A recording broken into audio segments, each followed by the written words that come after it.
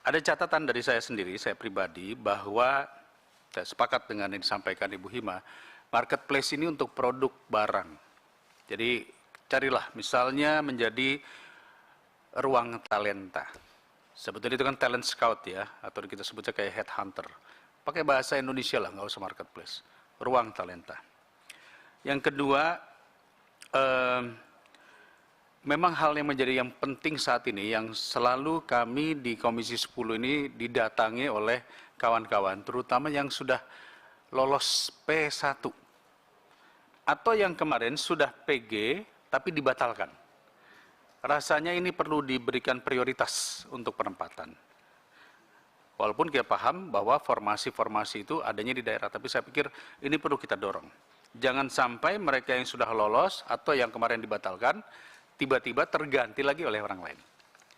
Berikutnya poin yang juga penting, rencana yang bagus dari pemerintah, karena saya katakan pemerintah ada Kemenpan RB, ada Kemendagri, ada Kemendikbud, dan juga Kementerian Keuangan, walaupun Kementerian Keuangan tidak dihadirkan hari ini segera mungkin harus berbentuk PP, karena benar sekali, kalau kita menunggu sampai nanti tahun depan, berarti ada sekian ratus ribu guru yang saat ini hidupnya terkatung-katung.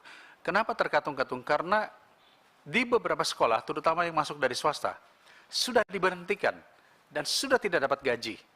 Ada yang sampai 3 bulan, 6 bulan tidak dapat gaji. Nasib mereka pun harus kita perhatikan. Jadi oleh karena itu segera mungkin ini harus dilakukan, bentuknya adalah peraturan turunan, bisa berbentuk PP ataupun Permendikbud yang lainnya. Tambahan lagi Mas Menteri, penempatan di luar daerah provinsi. Di Jawa Barat saja juga banyak yang tiba-tiba ditawarkan untuk bertugas di Gorontalo atau mungkin di daerah lain, tanpa ada tunjangan atau biaya hidup yang tambahan. Tentu pasti ditolak.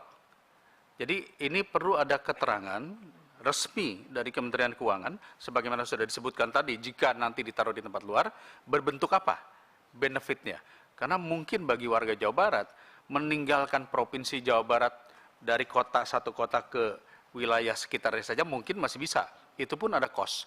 Tapi kalau harus berpindah provinsi, dia harus kos lagi di sana, harus ada tempat lagi. Tentu ini bukan sesuatu yang mudah. Tenaga kesehatan saja jika ditempatkan di daerah tertentu, itu gajinya nambah, tunjangannya nambah. Ini harus kita pikirkan.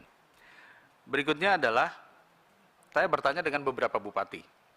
Rata-rata bupati mengatakan siap memberikan formasi secara bertahap. Tapi permasalahannya tadi yang disampaikan juga oleh kawan-kawan, kekhawatiran jangan-jangan ini hanya selesai di 2024. Selanjutnya akan menjadi tanggung jawab pemerintah daerah. Harus ada kepastian, dan kepastian ini harus tertuang dalam SKB bersama, baik Kemendikbud, Kemendagri, Kemenpan RB, dan Kementerian Keuangan.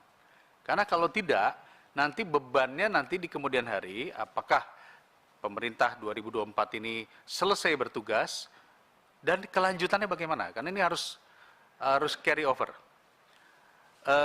Saya bagaimanapun juga sepakat bahwa era digitalisasi ini akan berjalan terus.